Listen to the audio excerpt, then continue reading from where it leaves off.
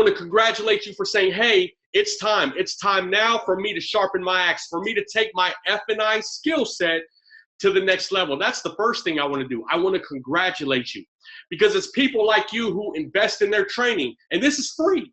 This is a free webinar, but it's people like you that invest the time in their training that is going to take their self to the next level. I didn't get to where I am in this car business by sitting back and waiting for opportunity to come to me. I had to go out and I had to grab it, whether it was VHS tapes and getting F&I training from VHS tapes, whether it was reading books, whether it was watching a seminar of somebody, or of a Grant Cardone or whoever it may have been on a VHS tape, or later on a CD. I had to do whatever I had to do in order to learn what I had to learn in order to get myself to the next level. See, this moving forward, you're not, the success in the car business is not going to be based on your resume. People aren't going to be hiring folks based on a resume. They're going to be hiring people based on a skill set. What skill set do you bring to the table? How can you help me generate revenue in my dealership? See, that's the most important thing about F&I, not your resume. But far too many people believe that because they've been in the business, or because they have a resume that says, hey, you know what? I worked here and I worked here for 10 years, so I'm loyal. And then at my previous job, I was there for 15 years, so I'm loyal, right? They believe that that is what dealers are looking for and employers are looking for. Yeah, you know what? Loyalty means this much. Skill set means this much. How much revenue can you help us generate in this dealership?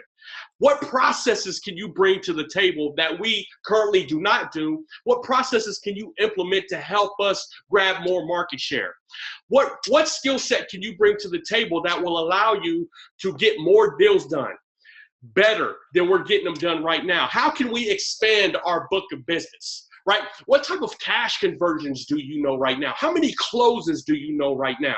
Or are you doing the same old humdrum Columbo close that they've been doing since 1982, right? What banks do you know? What kind of relationships do you have with the banks? Who can I call at what bank that would know you and that would have success stories to say about you? See, this is what these webinars are put together for. I don't put them together for my help. The bank reps are gracious enough to spend their time putting together information so that we can all help each other in the F&I 20 group. They're bringing information to the table to help the dealerships expand their book of business, allowing an F&I manager to walk up to that sales tower, look at a deal, and say, hey, you know what? That's a CAP ONE deal right there. And that CAP ONE, and CAP ONE is going to buy it at this rate. They're going to do this term. They're going to allow you this amount to finance, right? It's going to allow the F&I manager to know with certainty that they can get deals done with CAP ONE or with whatever other bank that they're familiar with. But the reason why finance managers don't use certain banks is for two reasons. Number one, out of sight, out of mind, right? Out of sight, out of mind. And number two, because they don't know all of the parameters, all of the programs. They don't know exactly what these banks buy, and they don't have relationships with these banks. So therefore, they stick to their 1, 2, or 3. And you know what? Early on in my career, I was guilty of it too. I was doing all my deals with the captive, which was Hyundai, and then I was doing the other book of business with WFS, right? I loved them. And then I was doing the third book of business with CAP ONE. Unless I had to go third dairy, then I was jumping on Nicholas Financial or something like that. But the way you get great in F&I is you have to open up your mind. You have to broaden your spectrum, right? You got to be bullets on all fronts. You got to be fired on all 12 cylinders with all of the banks. You got to know them all. And there's nothing better than an F&I manager that walks around with certainty and confidence, looking at a deal and within 2 seconds can say, hey, you know what? I can get that done. And I can get it done at this bank, at this term, at this rate, on this type of car. Let's roll. There's nothing better than that. See, that's called building your F&I intellect and building your F&I muscle. Not how long you've been in the business. Who cares? Who cares? So we're getting rid of resumes. I'm going to encourage all dealers out there. Let's get rid of resumes, right? Let's talk about skill set. Let's talk about when a person comes into your dealership to interview with you for an F&I position, or if I happen to interview an F&I manager for an F&I position, any F&I manager out there in the F&I 20 group who has worked for me, any F&I manager who I have ever interviewed will tell you that I spend about this much time looking at your resume, about this much, right? And I spend this much time talking about revenue, talking about skill set, and talking about what you bring to the table. Because we're talking about becoming beasts, right? You can brag if you're a beast. Beast meaning you got that F&I muscle, and a beast meaning you got that F&I intellect. Outside of that, man, don't ever tell me how long you've been in the business, because nobody cares about that. It's all about skill set. So with that said, again, congratulations for being on this webinar. And listen, so with this CAP ONE exclusive, it's exclusive to CAP ONE. CAP ONE and F&I managers are connected, right? And a few things that we're going to learn today. CAP ONE is going to talk about what they consider prime deals and what they consider subprime deals. How far do they buy? What will they buy for your dealership when you come up against that customer that's got challenged credit? What type of credit are they looking for in the customer? What exactly are they going to buy? What are they looking for in a credit bureau, in a credit file outside of a score that will help you put together a deal up there at the desk? Because again, you ought to be out of your office if you ain't spending a deal, right? You ought to be up at the sales tower, right? So they're going to help you learn, hey, listen, we buy this type of deal at this type of credit. They got to have this type of credit bureau, right? They have to have this type of credit history. They're going to tell you what they will and won't do as it concerns the subprime. A couple of other things they're going to talk about. They're going to talk about their advance, okay? What type of advance do they look for? What type of advance will score the best with Capital One? You want to get the best rate, right? Everybody wants the best rate. The customer wants the best rate. Everybody does. So Cap One is going to talk about, okay, listen, you put this type of down payment, you send me over this type of deal structure, you send me over this type of advance, listen to me. We're going to hook you up with the right type of rate to put that deal together, okay? Another thing they're going to do is they're going to talk about the credit qualifications. They're going to talk about the longest terms that they go. What type of terms do they go? How far back of a vehicle? How old does the vehicle need to be for Cap One to be interested in buying it? And how long of a term will they go on that old vehicle, okay? What is the max back end? Listen to me. Cap One understands that F&I is all about revenue.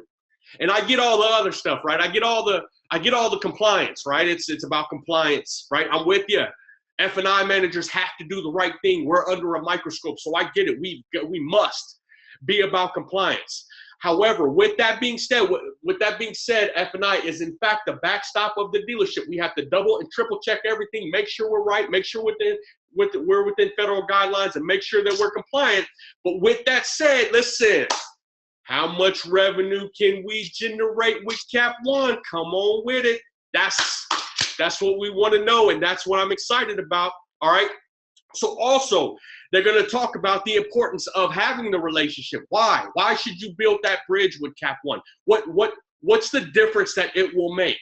All right, to your overall book of business. That one or two or three or four or five extra deals in your month can be the difference between a good month, a great month, or a mediocre month. Because you know, at the end of months, I always ask, hey, how was your month? How is your month going, or how was your month? And some people say, you know what, my month isn't going so well. Some people say, I'm having an average month. And then some people say, listen, my month is on beast mode. I'm knocking it out of the park. And if you're one of the ones that are knocking it out of the park, you're doing it on purpose. You're doing it because you're taking the chance. You're taking the time to sharpen your axe. You're taking the time to sharpen your skill set. Another thing that they're going to talk about is, what is their, and this is the most important thing to me, what is their strongest niche? What is Cap One's niche? I know what their niche is. I've been dealing with Cap One for 17 years. I know exactly what their niche is. But this is for all of the F&I managers, the new ones, the seasoned ones. Listen, even the ones who've been in the business. You still have time. You still have a reason to grow.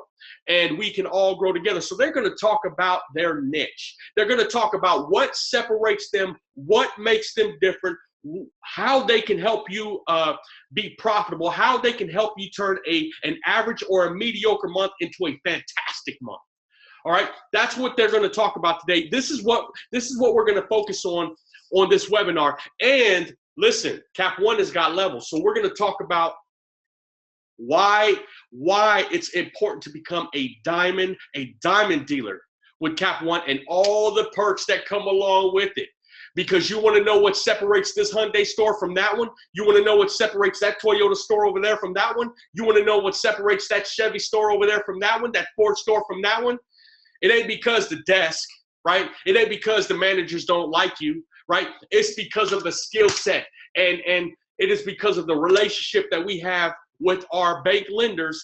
And it is because, listen, we have relationships with the bank and we're diamond dealers and they're not. So we get all the perks. Our deals get funded first. So we get the revenue that goes to the bottom line. When we pick up a phone and call them, listen, they're answering the phone within 30 seconds. Man, listen, don't let me get excited. Don't let me get too excited with you. So without further ado, I'm going to turn this over to Cap One.